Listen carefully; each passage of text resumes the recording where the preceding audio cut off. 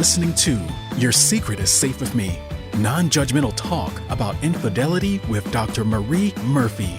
If you're looking for new perspectives on complicated relationship issues, you've come to the right place.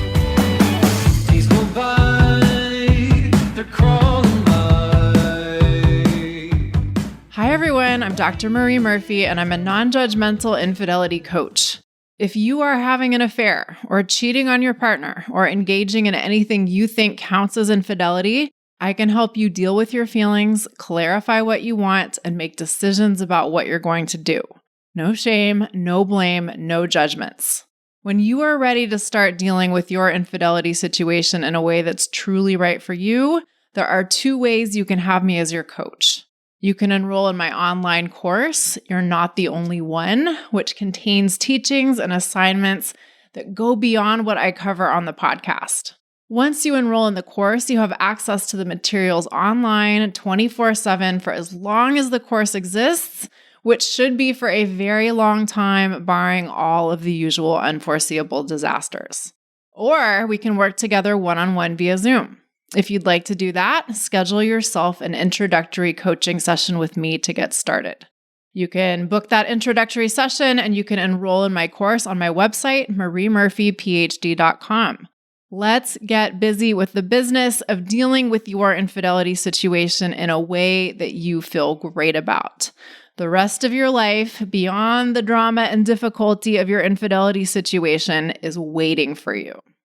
Okay, today's episode is a re-release of episode 67, which came out a while ago and was called Choosing to Leave a Good Enough Marriage for Your Affair Partner. As you will soon learn, the episode is about a lot more than that. It's about choosing between 2 very good things, which might be your spouse and your affair partner, but also might not be. And in this episode, I talk about some of my experiences serving in the Peace Corps in Zambia.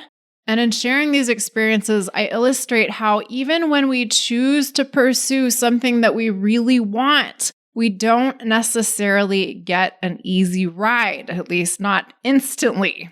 And I talk about how very okay that might be.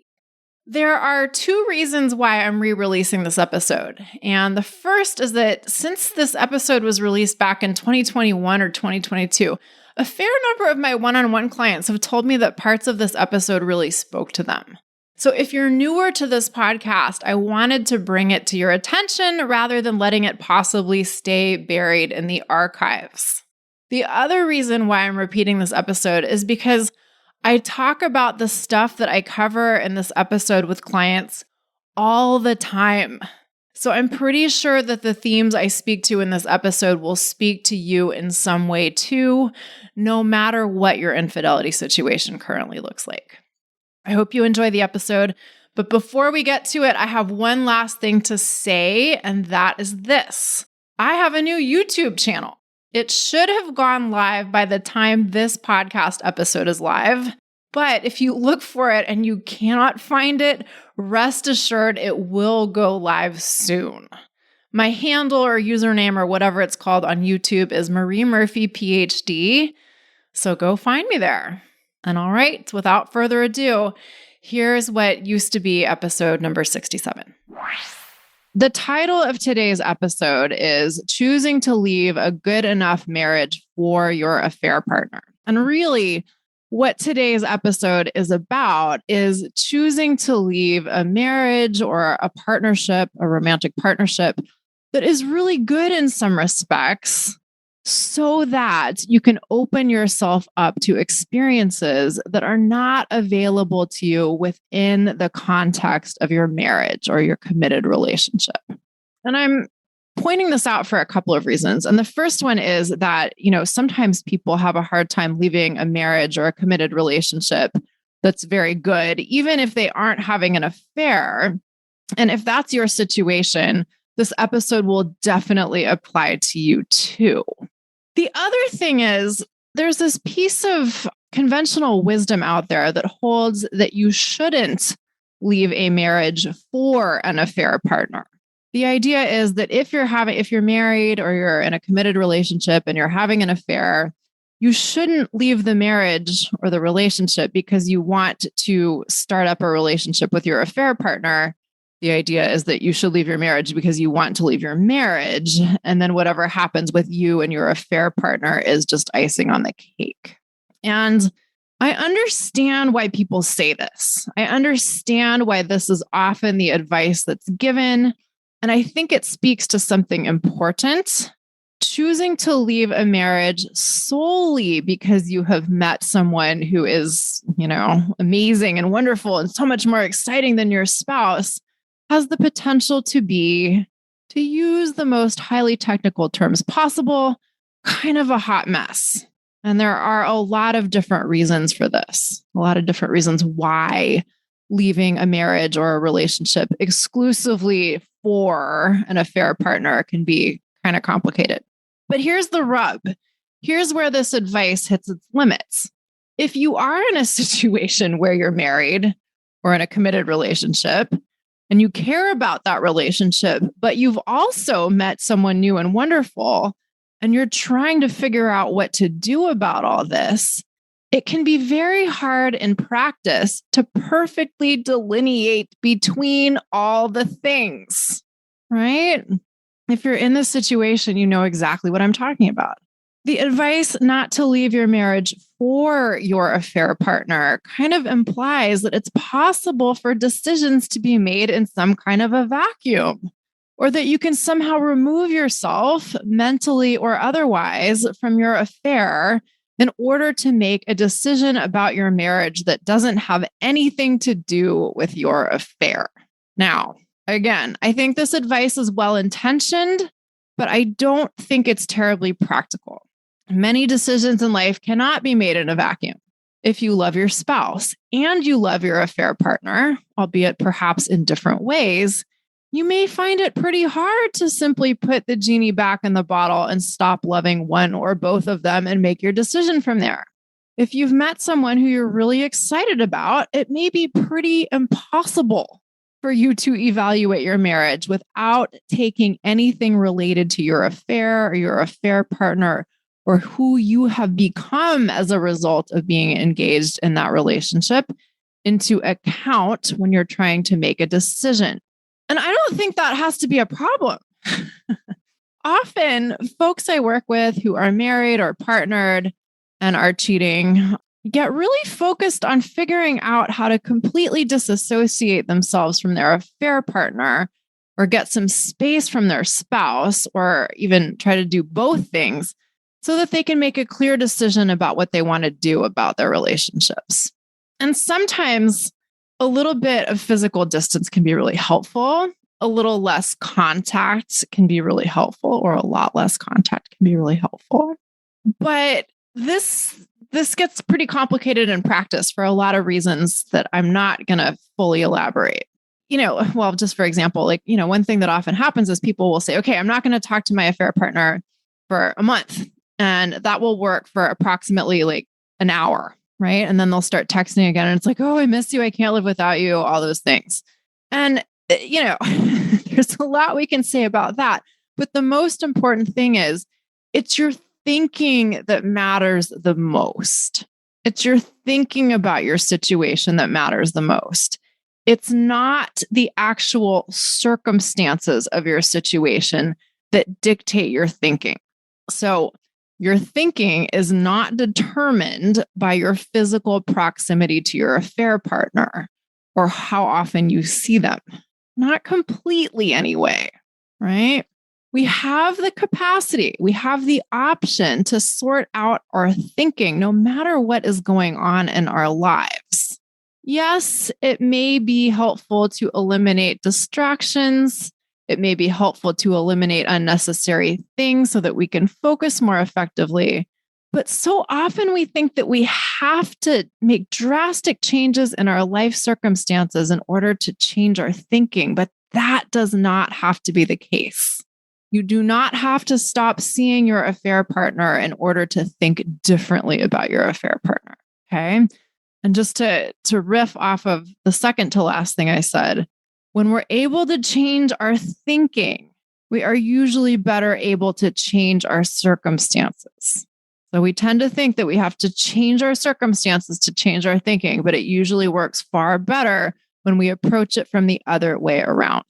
And this is one of the things that coaching can be tremendously helpful with. If you're listening to me and you're like, God, I have no idea how I would even begin to do that. There's a good reason for that. Nobody teaches us how to do that. And that's why it can be so helpful to have a coach. This is the kind of thing I help my clients with to great benefit. So in order to help you get your thoughts in order, if you are trying to figure out whether you want to leave your quote unquote good enough marriage or not, is this: what is it most important to me to experience in my life at this time? And this question applies whether you have an affair partner in the picture or not, right? And a follow-up question to ask yourself is, are there things that are essential to me right now that are not options for me within the context of my marriage or my committed relationship? So I'll just repeat those two questions again. The first one is, what is it most important to me to experience at this time in my life? And the second is, are there things that are essential to me right now that are not options for me within the context of my marriage or my committed relationship? Now, notice that I'm not asking you how good or bad your marriage is. Notice that I'm not asking you what you love about your marriage and what you don't love about your marriage. Notice that I'm not asking you what you think you're going to want in 10 years, right? Those may be important questions, but the question I'm asking you right now is, what is it most important for you to experience at this point in your life? Here's why I want you to think about this. Deciding whether or not you want to leave your marriage may require you to choose between multiple good things, perhaps even multiple very good things. It may be that there are a lot of things you really appreciate and love and cherish about your marriage. And it may also be true that there are things about your marriage that you don't want to continue to experience, or things that you really want that are not possible for you if you continue to stay married. So, for example, you may think your spouse is a great person and a great friend and a wonderful co-parent, and you may really like sharing a home with them and sharing your day-to-day life with them. But having a full-fledged, above-board romantic relationship with your affair partner may not be an option within the context of your marriage. And if you really want to have that kind of a relationship with your affair partner, that presents you with a conflict. And in order to move forward in that hypothetical situation, you will have to choose between two things you like a lot. You may have to relinquish something that you really appreciate and value and love in order to get something that you appreciate and value and want even more. And for some people, this seems like a problem. We sometimes think that having to choose between two good things is somehow bad. And I think the problem a lot of people have is giving themselves permission to say no to something that's okay, or perhaps even pretty good or very good. But what if it is okay to say no to something good? Because doing so will open us up to something that we want even more. What if sometimes, in order to experience things we really want, we have to relinquish options and experiences that might be pretty great in some respects, but simply are not as fundamentally aligned with our deepest desires and highest priorities? And this is where I see a lot of people getting stuck. A lot of people think that it's somehow bad to leave a marriage that isn't completely terrible and awful. A lot of people think that if they're going to end their marriage needs to be objectively, verifiably terrible in order for their decision to leave to be okay, as if there is such a thing as objectively, verifiably terrible. And, this sort of thinking is completely understandable because it's supported by so many of the common messages that are out there about marriage and divorce. We tend to think that marriage is good and divorce is bad. We tend to think that marriage is forever and it's supposed to be that way. And that's the whole point of getting married. Till death do us part, all that stuff. And I'm not saying that any of those ideas are necessarily bad. I'm not making fun of any of this. The point that I'm making right now is simply that these ideas are really prevalent. And for some of us, they're very powerful. And this can be true even when we know intellectually that we can get divorced and that other people get divorced and that it's okay. And what this means for you, if you're grappling with this question of whether or not you want to leave your marriage, is that you may feel really stymied. You may feel stuck between the belief that marriage is supposed to be forever and this understanding that if you stay in your marriage, you're not going to get to experience some things that you really want to experience. So, this is one of these wonderful human challenges that we get to grapple with in the journey of the lifetime. And in order to make this sort of challenge hopefully a little bit more manageable for you, a little bit more approachable for you, is to emphasize that in order to make a decision between something good and something even better, you will, number one, need to get really clear about what you want in your life and in your romantic relationships and why you want it. And number two, you will also need to recognize that in order to get what you want, you may have to give up other things that you appreciate and value. And you may have some feelings associated with that are not comfortable. And that brings me finally to point number three. You will need to be prepared for the possibility that even if getting what you want is totally possible, that does not mean that it will be entirely comfortable or easy. It will not necessarily be like this smooth, magical road to bliss. It may be totally worth it on the whole, but that doesn't mean that it will instantly be easy and fun and great and be like sunshine and magic and rainbows and like donuts and cocaine and puppies and unicorns and all that stuff, right? Or whatever your poison is.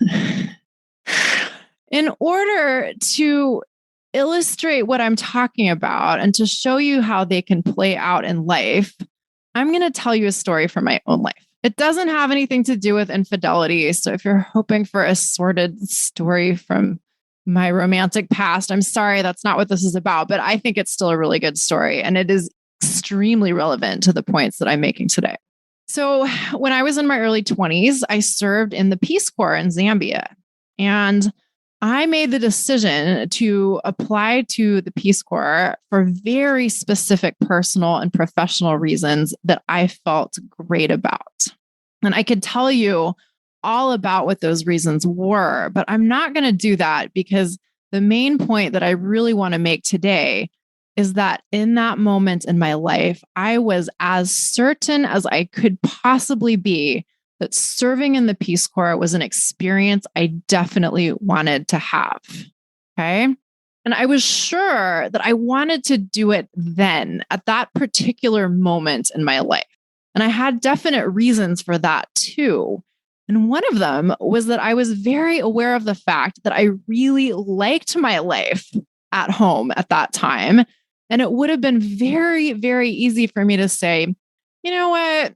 I'll just delay this for a year. I'm really happy right now. And I just want to ride this wave for a little bit longer. I don't want to give up what I've got. So I'll just wait until next year to go. I can always defer my application. Right?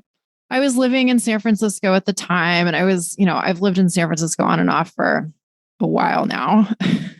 And, at that moment, I was probably more in love with the city than I ever was before and ever have been since, right? Which is a magical feeling. And I had a job that I really, really liked. I had colleagues I really liked. I had professional mentors who I cared about and respected and who were deeply invested in me. I had a romantic relationship that I really liked. I had good friends. I had hobbies. I did volunteer work that I cared about. I lived in a great apartment. I mean, it was a great moment in my life. And it was very, very clear to me that I could so easily just stay where I was and continue to enjoy my extremely satisfying life.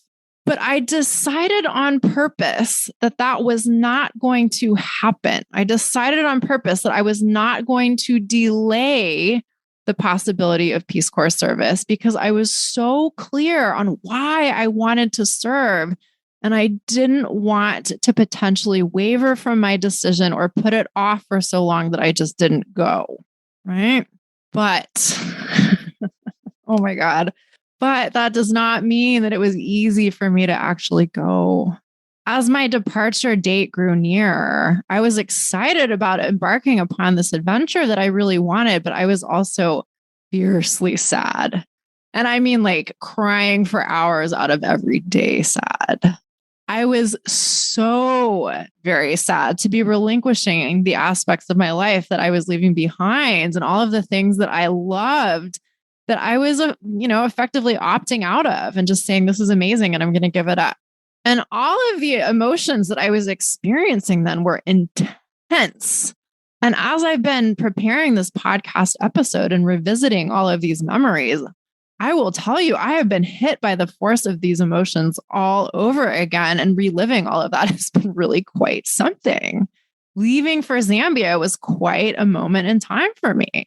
Even though I was choosing to let go of my great life for reasons that I was totally certain of, that did not make the letting go easy or painless at all. Far from it.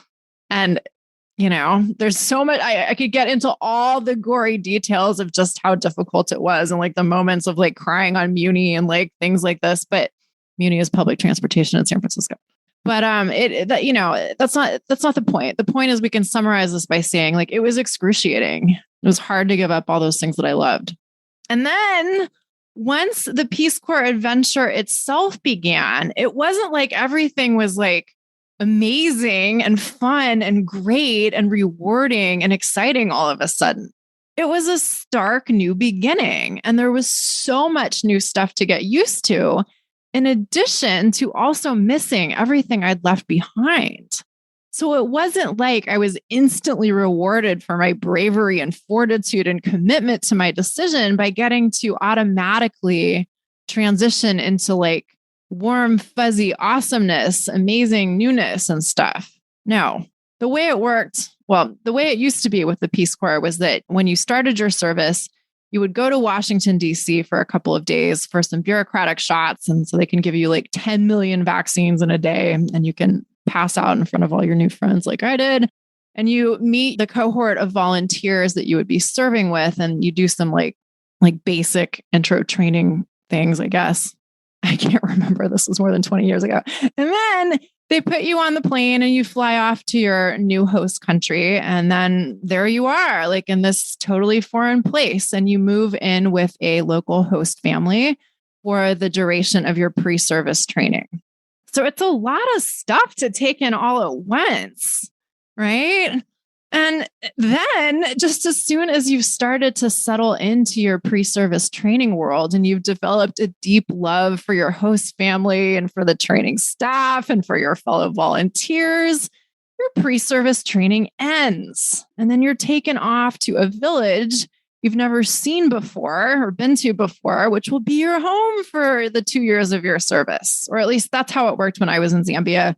I'm sure it's different in other countries, and I'm sure it's changed in Zambia over time. But the way things were set up during my service was this moment of getting dropped off at your site, at your village, was a big transition point. And my particular experience of getting dropped off in my village was different from the experience a lot of other volunteers in Zambia had at the time. Most volunteers got to go to a regional Peace Corps house after the end of pre-service training, and they'd hang out there for a few days with other volunteers, and they'd go shopping for the stuff they'd need for life in the village. And they would put their Peace Corps issued bikes together with a bunch of other people around to help them out. And then maybe a whole crew of volunteers or a handful of volunteers would take them to their village and help them get settled in before they just like left you to be by yourself in your village and to begin your service, right? So in other words, for a lot of volunteers, it was a gradual transition from pre-service training to the village with some support from friends or at least fellow Peace Corps volunteers along the way. Well, for various reasons, most of which had to do with where I was going to be stationed in the country, it did not work out that way for me at all. The process by which I was dropped off at my village was very unique and very abrupt. And that was hard. Oh my God. Thinking about this is excruciating, people, I tell you. But what made things even harder than my abrupt drop off was that the family that I lived closest to in the village, my next door neighbors, who in theory would have been like my host family, did not exactly give me a warm reception. And so even though I had all of these people right next door to me who were very curious about me and what I was up to at every single second, our relationship was a little strained from the start. Ironically, from moment zero in my new home, I had both no privacy and no real company, which was deeply unpleasant. So here I am, like there I was, I should say. I was dropped off in my new mud hut with the various supplies I'd bought, like pots and pans and all that kind of stuff. And, the belongings I'd brought from home. And most importantly, a bike in a box that had not yet been put together. Since we were all stationed in rural villages, the Peace Corps gave us bikes to get around. And, that was great, except that upon my arrival to my village, mine was not assembled yet. Now, this may be hard to believe, but this was in the year 2000. And at the time, I did not have a cell phone. I did not have a computer. I did not have a landline anywhere near me. And when I got to my village, I did not even have a post office box established in the nearest town. Now, I think volunteers have like some sort of like internet access even in their villages, which blows my mind. But at the time when I lived in Zambia, there wasn't even an internet cafe in the town nearest to me. But when I first got to my village, that did not matter at all because I needed my bike to get to town, and my bike was still in a bunch of pieces. Nor were there any volunteers within biking distance of my village who could have come to visit me on their bike. So, in other words, when I first arrived in the village, I did not have any way to make contact with anyone outside of the village. It was just me and my new environment and my new people. Now, as you might imagine, based on what I've said thus far, that first week by myself in my village was hard. There were so many difficult aspects of the experience. I will tell you just a few of them. For one thing, the house I was placed in was old and kind of falling apart. Houses in villages in Zambia are typically made from mud bricks with thatched roofs. Sometimes there's cement involved, sometimes there isn't. And my house was made from wood and mud. And moreover, it hadn't, which, you can keep a mud hut pretty clean, but my house had not been clean prior to my arrival. And it was infested with various critters. And that was not awesome, right? I had adapted to critters and stuff by that point in Zambia to at least to an extent. But still, when they're in your house and they're crawling up inside your mosquito net, it's not amazing. And in addition to that, there's all this logistical stuff involved in getting used to living by yourself without running water or electricity. During training, my host family took care. Well, did we have electricity? I don't remember. Anyway, during pre-service training, you have a host family that's helping you like do all these things. But there I was in my village and nobody was helping me. There was a well very close to me by local standards, but when you're hauling your own water and washing your own dishes and washing your own clothes and heating your own bath water and purifying your own drinking water from well water for the first time, it really helps to have someone help you out, or at least to show you a few helpful tricks. But my nearest neighbors, my non-host family, didn't do that. They just stood around and stared at me as I fumbled around and made an ass out of myself, right? Now, just a side note here, my comments about this particular family are not a reflection of my experiences with the people of Zambia in general. Not at all. I had been in Zambia for more than 2 months prior to getting to my village, and just about everyone I'd ever met was wonderful, right? So initially, I didn't know what to make of the strange reception I got from my next door neighbors in the village. I was really perplexed by a lot of things they said and did, but for so many reasons, I wanted to give them the benefit of the doubt. But nevertheless, I had concerns from the start, and the quality of my interactions with them were definitely a part of what made my early days in the village as hard as they were. And then, of course, there was the matter of assembling my bicycle. I had never assembled a bike all by myself prior to coming to Zambia. And, putting together a mountain bike by myself was a challenge that I was up for. But what got to me was this bike and all of its pieces came with a tiny little pamphlet that was the only thing approaching an instruction manual.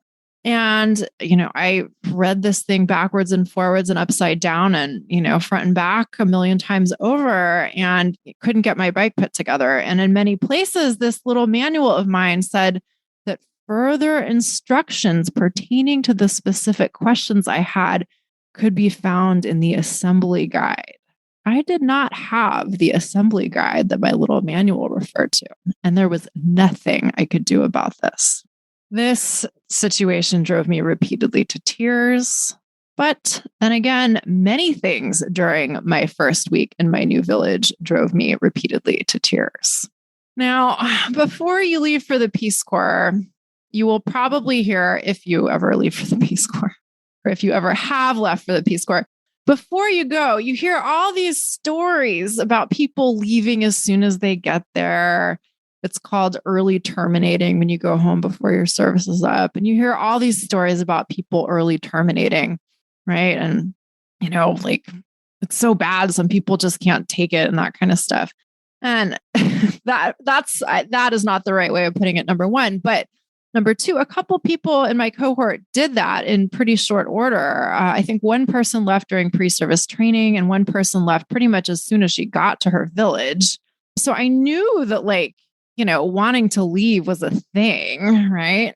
And in addition to that, Peace Corps staff were pretty good about acknowledging the challenges of Peace Corps service and letting us know that we should anticipate difficult experiences in addition to anticipating wonderful experiences.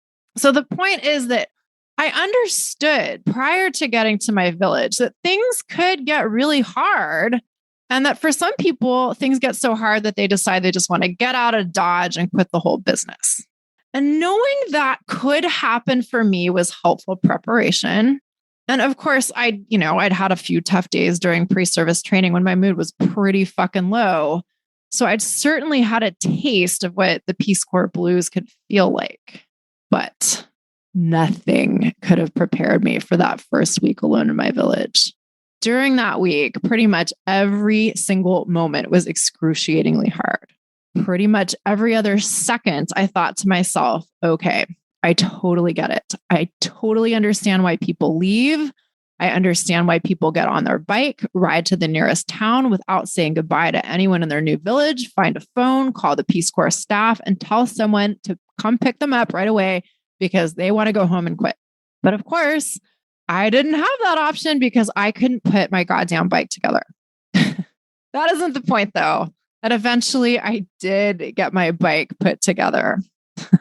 The point that I want to stress is that during that first week in my village, even though I knew I was not going to go home, even though I knew I was going to hang in there, and even though I believed that if I hung in there, it would be worth it, there were also moments when I was like, I completely understand the appeal of quitting right now.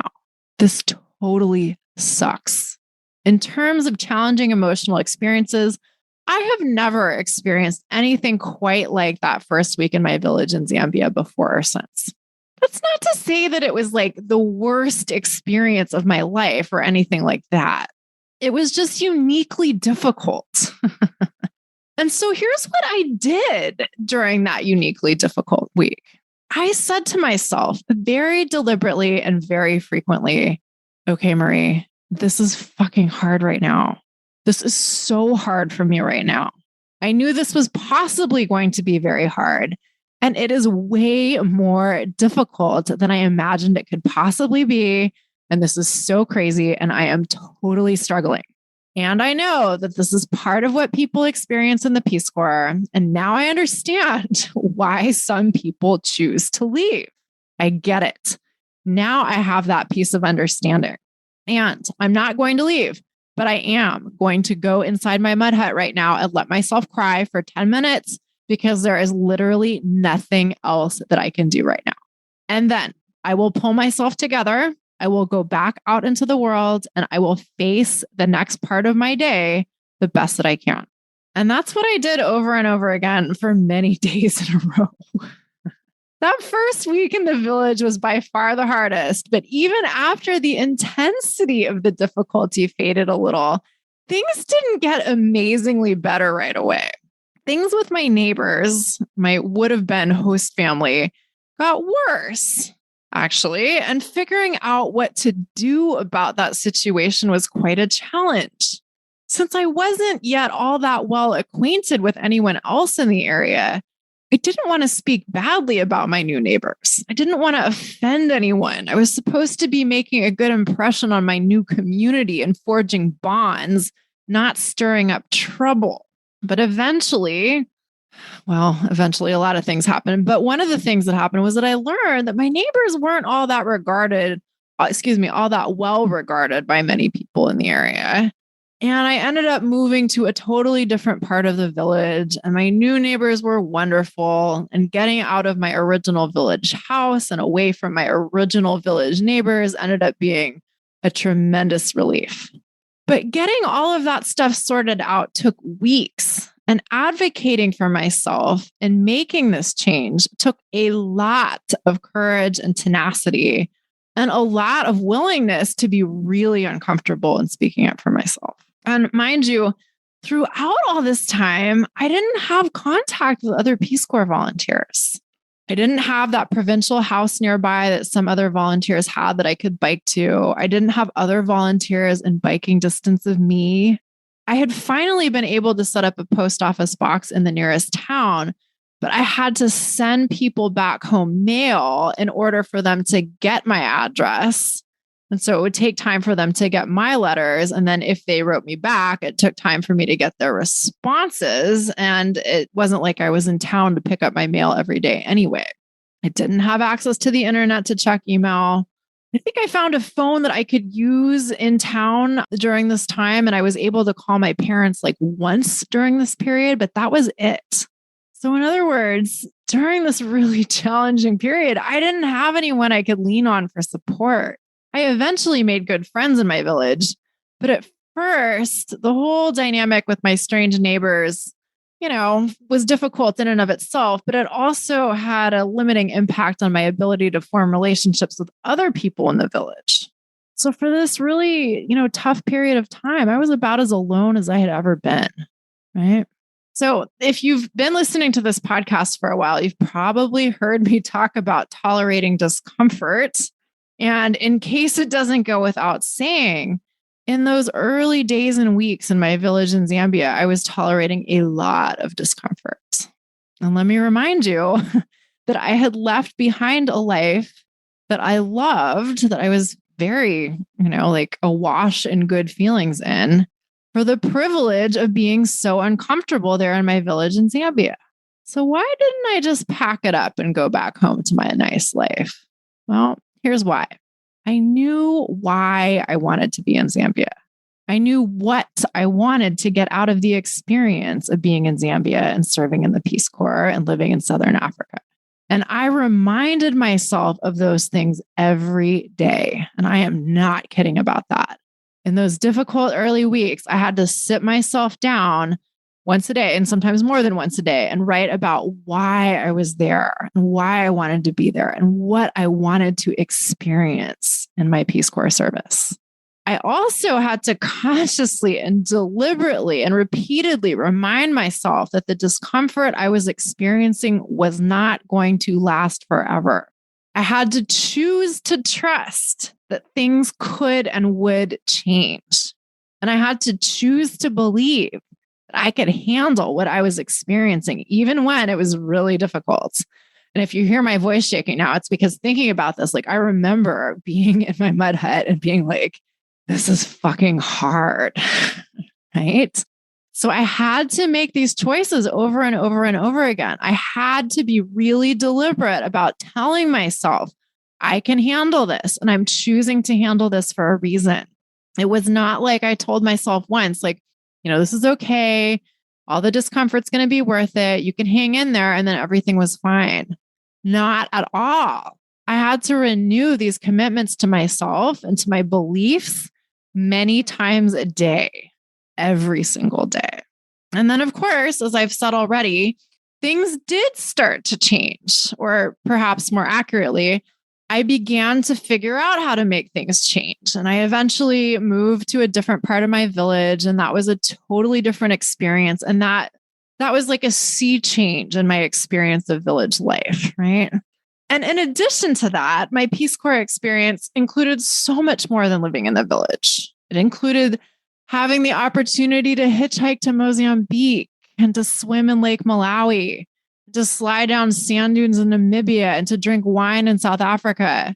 And eventually I moved out of my village to live in Lusaka, the capital of Zambia. And that was a whole other adventure too, right? And, although there were certainly other difficult moments in the overall experience of my Peace Corps service, those initial weeks in my village were uniquely challenging. And if I hadn't been willing to stick it out through those supremely difficult moments, I wouldn't have gotten to experience all of the amazing things that I wanted to experience. I wouldn't have gotten to enjoy all of the things that I wanted to enjoy in Africa that I trusted were available to me if I were to hang in there. All right. There are several generalizable points I want to make about what I've just shared with you. The first is that sometimes we think about options we have in life in terms of wrong decisions and right decisions, right? What if there's no such thing as a wrong decision or a right decision? What if the real question is, what do we most want to experience in life, right? I posed that one to you earlier. And what are you willing to do in order to have those experiences? What are we willing to give up in order to have the experiences we most want to have? How much discomfort are we willing to tolerate in order to ultimately get more of what we want? Sometimes in order to get what we really want, we have to give up some things we really appreciate. And sometimes getting more of what we want requires us to weather some discomfort and hang in there through some really tough going in order to realize our dreams or have our wishes come true or to meet our goals, right? And sometimes, the course of navigating these challenges is something that we can predict, but sometimes it isn't. Sometimes we have to be willing to step into the unknown and be willing to not be able to imagine the challenges we might encounter in order to ultimately experience the things we want to experience. So to make this a little more concrete, even in relation to marriages and relationships and infidelity, that is, even if you're sure you want to have options open to you in your life that will only be open to you if you leave your marriage, you may still be extremely discombobulated after your separation or your divorce if you decide to separate or divorce.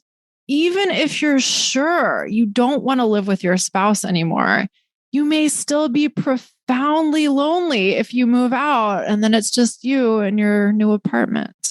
Even if you are sure that you want to pursue a life with your affair partner, you may still have moments of feeling very sad about ending your marriage if you go through with ending your marriage and pursuing a life with your affair partner. Even if you're sure that you want to build a life for yourself outside of the context of your marriage, the early stages of creating that life for yourself without your spouse around may challenge you in ways you never imagined possible. And what if none of that is bad? What if none of that is a problem? What if we could anticipate that all of these sorts of things might happen or might not happen, and believe that it's possible for us to experience these kinds of challenges with good humor, or at least willingness rather than resistance. What if we didn't anticipate challenges or discomfort as reasons to avoid particular choices, but as a necessary part of living life to the fullest? I'll say that a little bit differently.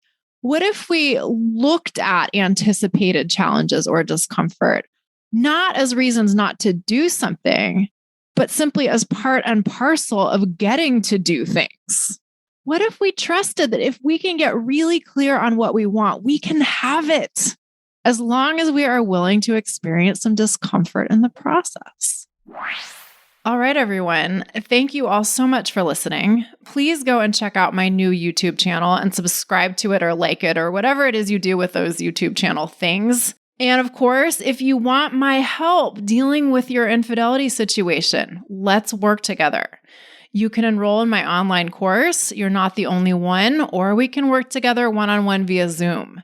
You can get started with either of those options through my website, mariemurphyphd.com. Let's get to work and find you some relief and a clear path forward. All right, that's it for today. Have an amazing day. Bye for now. Thanks for listening to Your Secret is Safe with Me with Dr. Marie Murphy. Make sure to click subscribe to get updates on our latest episodes.